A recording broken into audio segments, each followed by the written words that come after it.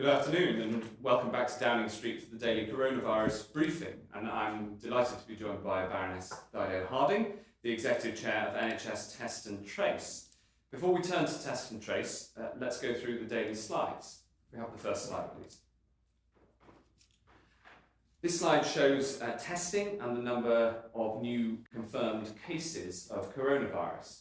And the figures show that as of yesterday, there were 197,007 tests, bringing the total number of tests that have been done in this country to 6 million, more than 6,240,000.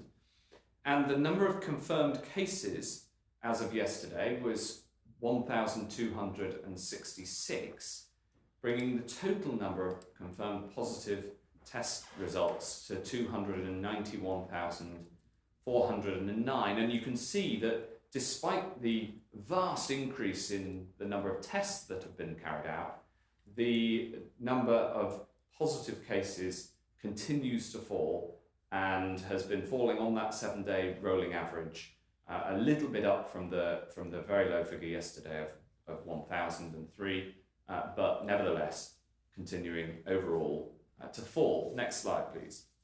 This matches the data from hospitals, which shows that the number of new admissions with COVID-19, excluding Scotland, it was 462 on the 8th of June, and this is down from 658 a week earlier on the 1st of June, and down from a peak of over 3,000 in late March. Likewise, the number of those people on ventilator beds, mechanical ventilators, is down to 440, down from 604 a week ago. And again, that was over 3,000 at the peak. So it's very good progress to see both of those numbers continuing to fall over recent days. If we turn now to the next slide, which shows the regional breakdown, and again, as it has throughout this crisis, this shows that the shape is broadly the same in most regions of the country, and the downward trend persists everywhere, which is obviously very good news.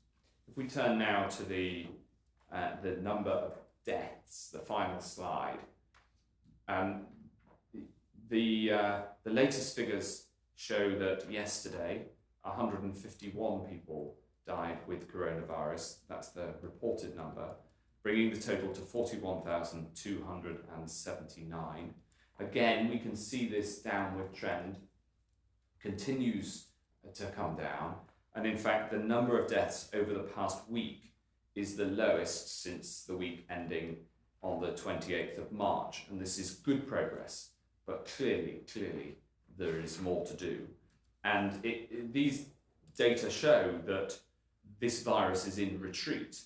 And in summary, we're working through our plan, and the plan is working. And that means that we're able to restore some of the freedoms that people hold so dear. And from the beginning of lockdown, the challenge has been not just how to get the virus under control, but how then to be able to ease the lockdown measures. And I was really delighted by the announcements that the Prime Minister was able to make yesterday, allowing these bubbles so that single parents or those who live alone will be able to form a support bubble with one other household. And I think this is a big step forward, and it's very difficult to imagine the impact if you haven't lived on your own for 12 weeks. And so I'm really pleased that we've been able to restore that human contact and the support that so many have been missing. And I know that the Prime Minister's announcement has given such hope and comfort to so many. And I'm really pleased at the very positive reception that it's got. And to help us take more measures to come out of lockdown, of course, the Prime Minister tasked Dido and I with delivering a test and trace system. Testing for the virus and tracing how it spreads is critical to containing it locally so that we can ease the national lockdown. And it's by isolating the virus that we can control it and we can stop it spreading through our communities. In this plan to lift lockdown, Test and Trace is our radar, if you like. It helps us identify where the virus is and trace how it's spreading through the community. And you have your part to play. If you have symptoms, you must immediately self-isolate and get a test. It's easy to get a test on nhs.uk or by dialing 119. If you test positive, you must work with NHS Test and Trace to identify who you've been in close contact with. And if you're asked by NHS Test and Trace to isolate, you must do so to break the chain of transmission and to stop the spread of the virus. I would even go so far as to say that participation with NHS Test and Trace is your civic duty. Please, do it to protect your loved ones, do it to protect your community, do it to protect the nation, and do it to protect the NHS. Today we're able to publish some of the initial statistics about the first week of operation of NHS Test and Trace. Baroness Harding will take us through these figures in a moment, but I just wanted to put them in a bit of context. They paint a positive picture. As we will see when we go through the figures, firstly remember that they represent just the first 7 days of this service, and yet it's already had a huge impact. The system is working well, and as we've both said from the start, we will keep improving it. It will keep getting better. And I think you'll see from these figures why we are confident that it will be world class. And I'm also delighted to say that we still have spare capacity. And long may it remain so. This is a good thing. It's a sign of the team's success. And I just want to take this moment before I hand over, very formally, on behalf of us all, to thank Dido and her team. To thank the army of contact tracers, thank you. To thank the NHS and Public Health England, who are playing such an important role. To thank the private companies without whom this would be impossible, including Boots and Amazon and Serco and CETAL. And finally, I want to thank you for your participation. It is brilliant that the vast majority of people have done their civic duty. And as we work through our plan, and as we keep driving this virus down, let us maintain that spirit and fortitude that has helped us throughout this pandemic. And that, of course, includes not attending large gatherings, including demonstrations of more than 6 people.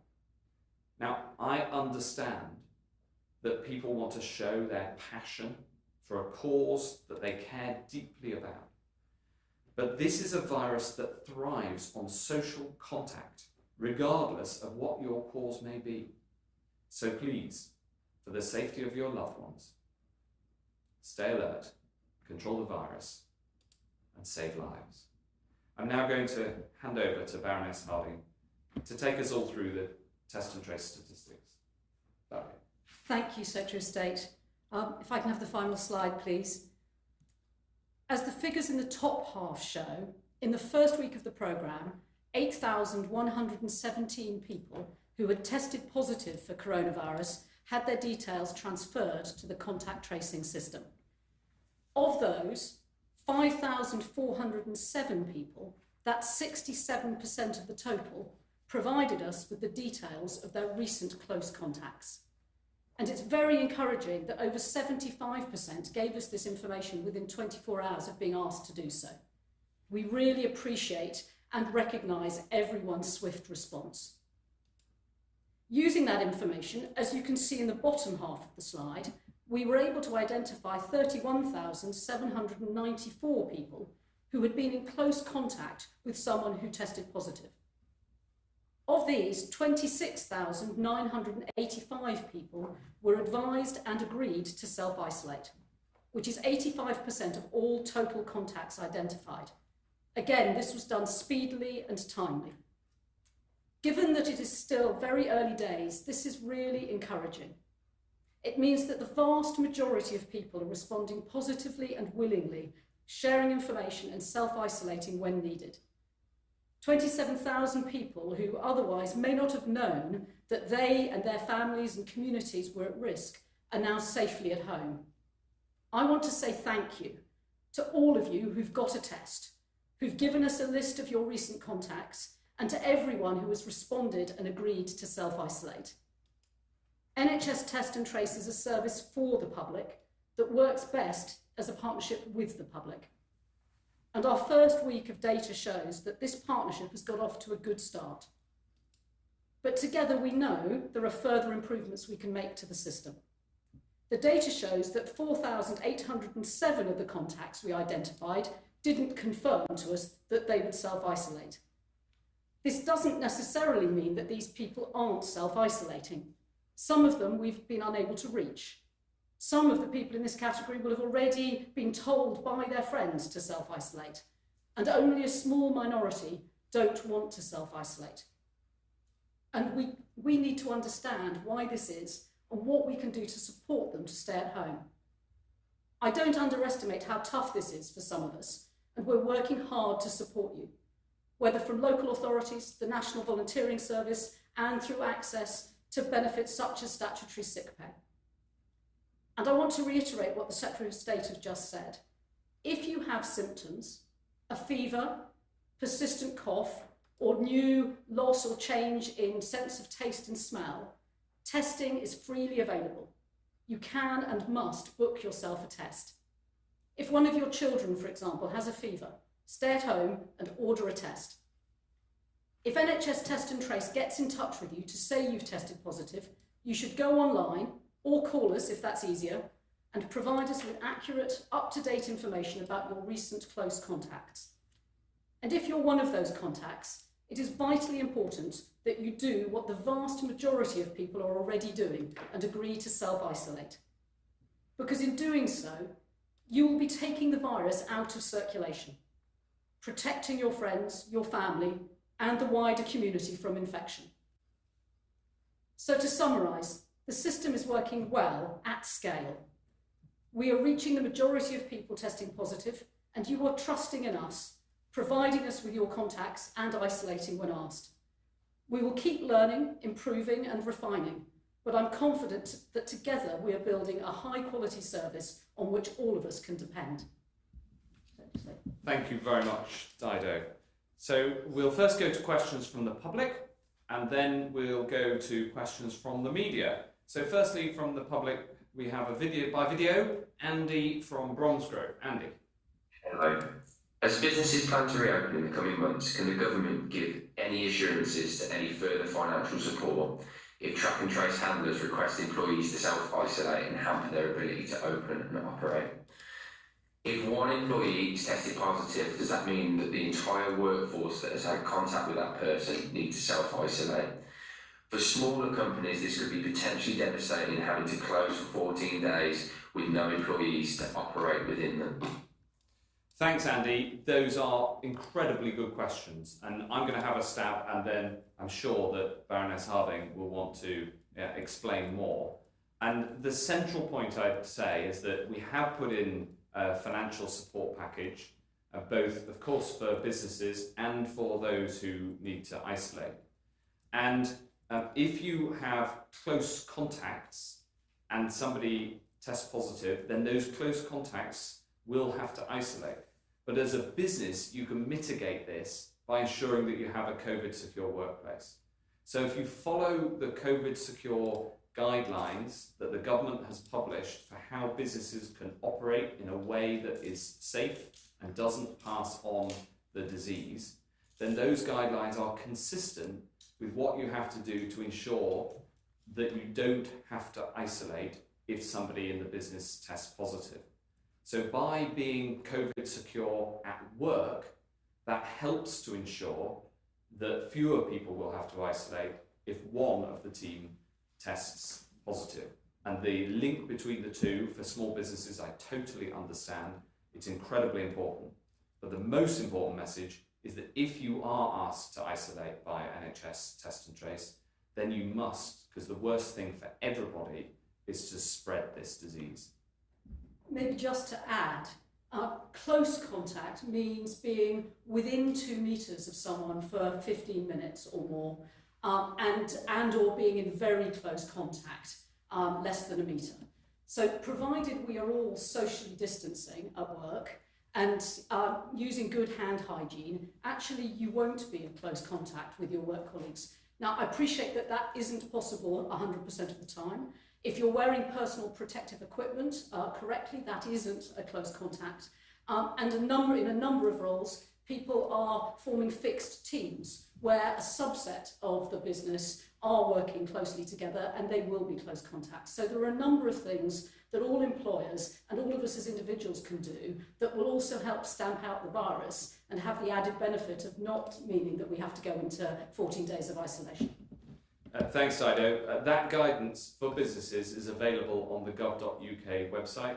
It's really important because by following that guidance, you'll reduce the likelihood that, exactly as you say, Andy, the whole team might have to go off and isolate. And it's one of the reasons, for instance, why Dido and I are standing more than 2 metres apart here, because this is not close contact because we're far enough apart. The next question is text on the screen, and it's from Katie from Preston. Katie from Preston asks, as a parent of a child with significant additional needs, the lockdown has had an impact on the support network that we and many other families rely upon. Can you tell me how this could be reflected in any changes made to social bubbles? Well, thank you, Katie. This is a really, really important question. And we don't underestimate the impact that the lockdown has had on families in your situation. And one of the reasons that we made the decision to make the change and introduce the social bubbles that the Prime Minister was able to announce yesterday is because that way, without having much of an impact on the spread of the disease, we could give some relief to some of those who are in the most difficult circumstances, people living alone, for whom we know that the lockdown has had a particularly significant impact, especially on mental health, and for lone parents who really, really need that support. Now, I appreciate that if you're a parent but not a lone parent with a child with significant additional needs, then I absolutely appreciate how you'll need more support too, and you're at top of mind when we come to what further measures we can take. And of course, the more successful the test and trace scheme is, the more we'll safely be able to relieve other lockdown measures. That is absolutely at the core of the plan. So thank you very much for your question, and I wish you the very best of luck for the rest of the lockdown, and I hope that we can bring relief to you as soon as possible. If we now turn to questions from the media, first question from Hugh Pym of the BBC. Hugh. Thank you very much. As you've explained, a majority of people that tested positive you did get contact details from. Are you a bit concerned that with 1/3 of people who tested positive, for whatever reason, you couldn't get details of recent contacts from? Well, I would say that I think that the system has worked well, and to get 2/3 in the first week of operation, it beat my expectations, and then to have the vast majority, 85% of the contacts that were given self-isolating, that beat my expectations too. And this system gets better and better. But Dido will be so I think Dido and her team did a brilliant job in the first week, and she can give you the answer of what we're doing to try to get those numbers up. Yeah, and I think for the first week of a scale citizen service, this is good performance, and clearly it can and needs to and will get better. If you look at why we haven't got 100% of people's close contacts, some of it is, we all have a part to play in this, which is when we take a test, making sure that we give the right contact details for ourselves, so it's easier for the test and trace team to contact you. Some of it is us learning when's most convenient to reach people. So we contact people 10 times during a 24-hour period, and over the course of the last 2 weeks we've already been testing and learning and improving, and we'll continue to do that to find what times of day and what means are easiest to reach people. So Hugh, I think for the beginning of this service, the feedback from people testing positive and from contacts is that they are pleased with the service NHS Test and Trace is providing. Can we do better? Yes, of course we can, and we'll continue to work at it. Of course, go ahead. There was a time when you said the smartphone app would play a crucial role with testing and tracing. What's the situation with the app right now? Well, as we've repeatedly said, the app will help, and we'll bring it in when it's right to do so. And as we launched NHS Test and Trace, we were clear we want to embed this system and get confidence that people are following the advice that's given by human beings before introducing the technological element, and that remains the case. Thanks, Hugh. Next question, Tom Clark from ITV. Hi, Tom. Hi, Social State. Thanks very much for taking my question. I think it's fair to say, listening to the answers to Hugh's question, Test and Trace is not yet the world-beating system that the Prime Minister promised. We've still got 1,200 new cases of the virus each day. Isn't another significant easing of lockdown on Monday a very dangerous step for both health and the economy? No, it's not. The first thing I'd say is I have confidence and renewed confidence with these statistics that we will get a world-class system. The Prime Minister promised that we would have the system up and running on the 1st of June. We delivered ahead of that commitment at the end of May, and he promised that we will have a world-class system, and we will. We clearly are building and improving all of the time, and we've been incredibly frank about the fact that this system is going to get better and better, and you can see that it's started in a pretty good shape, but of course it has to get better and better. The link towards to the lockdown measures is important too, because the better Test and Trace is, so the more lockdown measures we can relieve safely.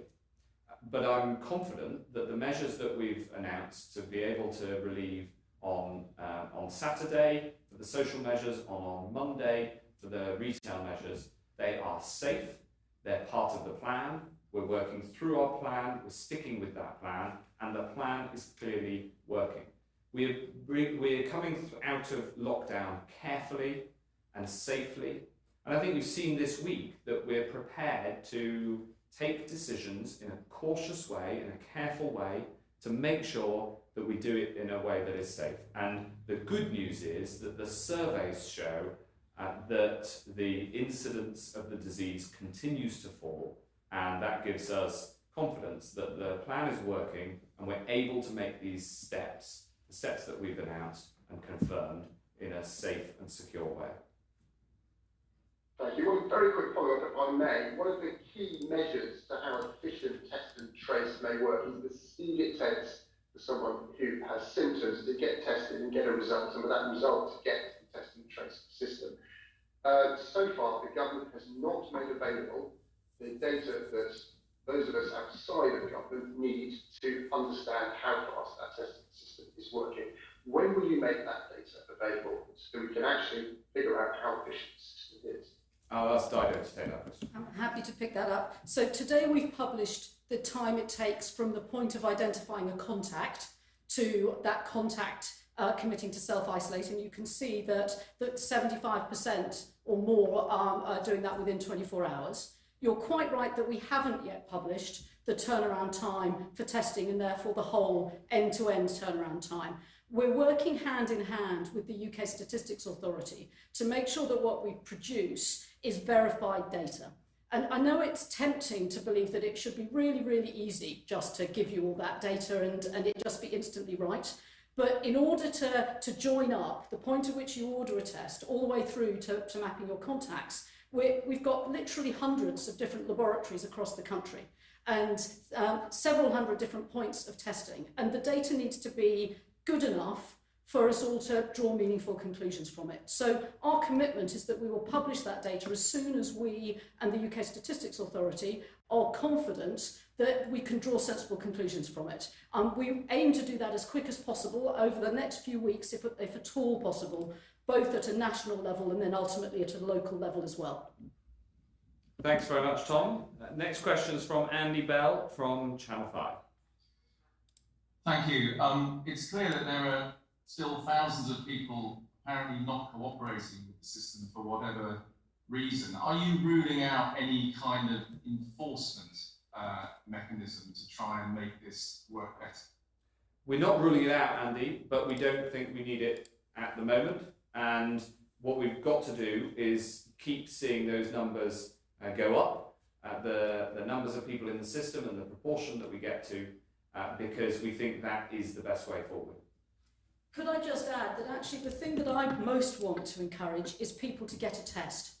The proportion of people who are at risk of infection that we can self-isolate is in the end dependent on people who are infectious getting a test.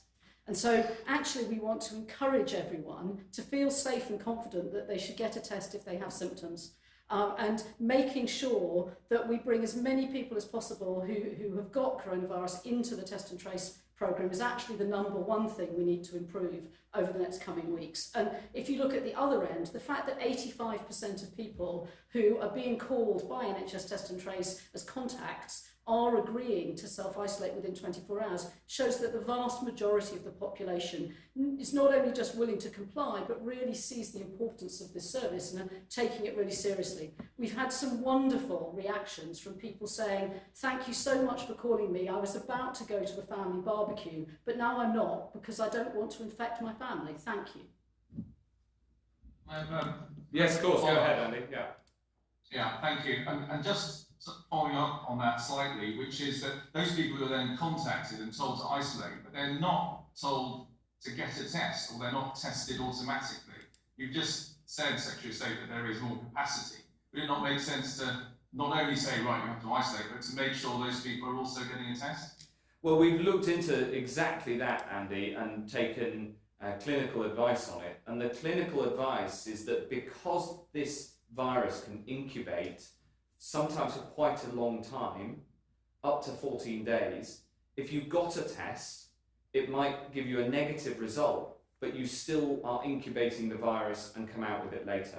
So the clinical advice is really clear in that even if somebody was tested in that period, they'd still have to isolate for the full 14 days because of the way that this virus incubates inside our bodies. So that is unfortunately a matter of biology that has led to taking that decision. It's not about testing capacity.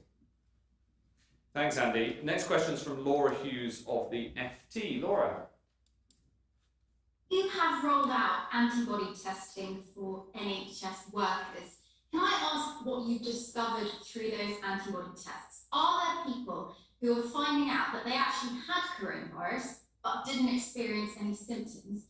And if there are people who are getting this virus and not experiencing symptoms, how does that hamper the test and trace approach? Because clearly people aren't going to go and get a test or report themselves if they're not feeling anything different. So the answer, I'll ask Dido to come in with the details, but the big picture answer, Laura, is yes, there are some people who don't have symptoms but do have the virus. And in fact, in the ONS study, we find that around 70 to 80% of people who test positive don't have symptoms. So that is quite a significant finding, and one of the important things about this disease, in the same way that asymptomatic transmission is one of the things that makes controlling this disease really hard and is novel for any coronavirus, and is part of this, one of the things that makes it so difficult. But there is a solution to the problem that raises, which is that the more people who do have symptoms, who we get into the NHS Test and Trace scheme, the more contacts we manage to isolate, so that whether they have symptoms or not, they are isolating for the period in which they would be infectious, and that breaks the chain of transmission. So precisely because of the nature of this virus, that you can have it without symptoms and still pass it on even without knowing you've had it. That's why the 14-day isolation is so important to break the spread of the disease. Dido.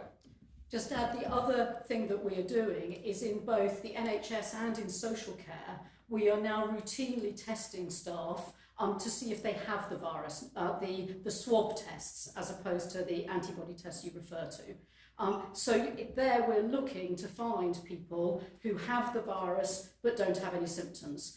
And as the Prime Minister confirmed yesterday, we are also now rolling that approach out to other high-risk, high-contact professions, like people who spend significant amount of time in an enclosed space with a large number of people, so taxi drivers, security guards, and there I think we need to get better at hunting out the virus, both as individuals, if we have the symptoms, getting a test, and then NHS Test and Trace needs to get better at targeting our testing in communities and professions where there are likely to be more people who have the disease but aren't showing symptoms. I hope that makes sense. Yeah, can I just, and is there an update on when more members of the public are going to be able to get these antibody tests? Because clearly lots of people are going to want to know if they've had it. Dido. Yes, I think one of the challenges, and I know we all want it to be true, that if we have antibodies, it will then mean that we're free to do things that others are not. But at the moment, the science on antibodies, if we have an antibody test, what it tells you is that you have antibodies. Over time, we would expect that we will build up the evidence to demonstrate what proportion or level of antibodies you need to actually have immunity and for how long you would have immunity. But at the moment, the science isn't there. So I totally understand everybody's desire to know if that cough or temperature they had in February or March was in fact coronavirus. But at the moment, it won't tell you anything other than you did or didn't have it. So it will come in time. And the testing that we're doing, antibody testing in health and care at the moment, is enabling us to build up that scientific evidence base to the point at which then we will start to see the real benefit for all of us. If you're called and you're asked to participate in one of these trials, like the one Dido's just described, to find out the link from having antibodies to whether you are then immune, if you're a member of the public, then please do take part in those trials. And so far we've had a very, very positive response to people being asked to participate in these trials, but they really are important because they increase our understanding of the virus and therefore increase our understanding of what safely can be done to lift lockdown measures, get the country back on its feet whilst also suppressing the virus. Thanks, Laura. Next question is from Mesa Hall of the Daily Express.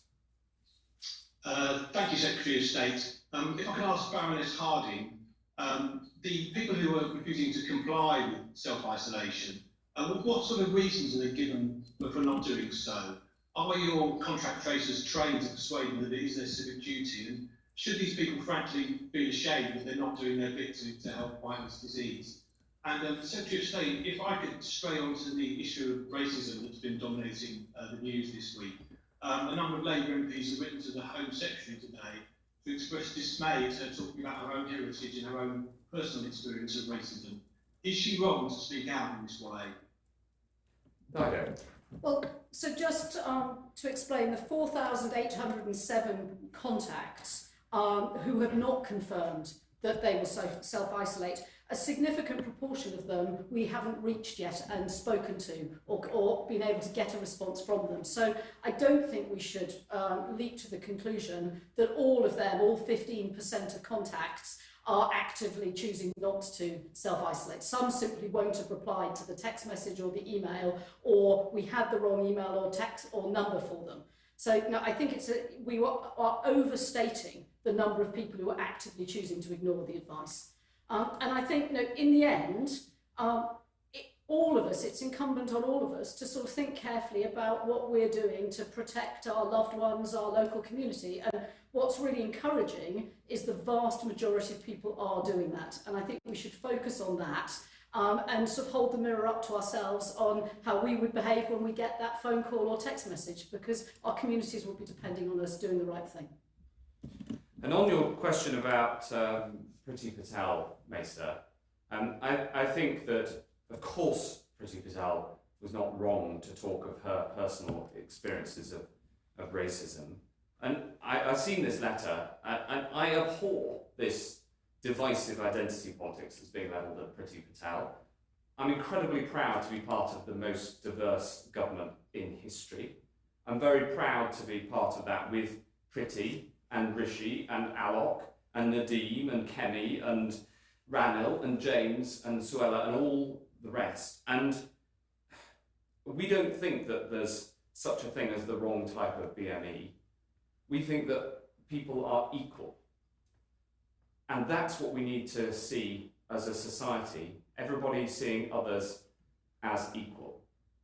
And I just hope that the debates that are rightly taking place are debates that are all about how we can promote true equality of opportunity and see everybody for the individual that they are.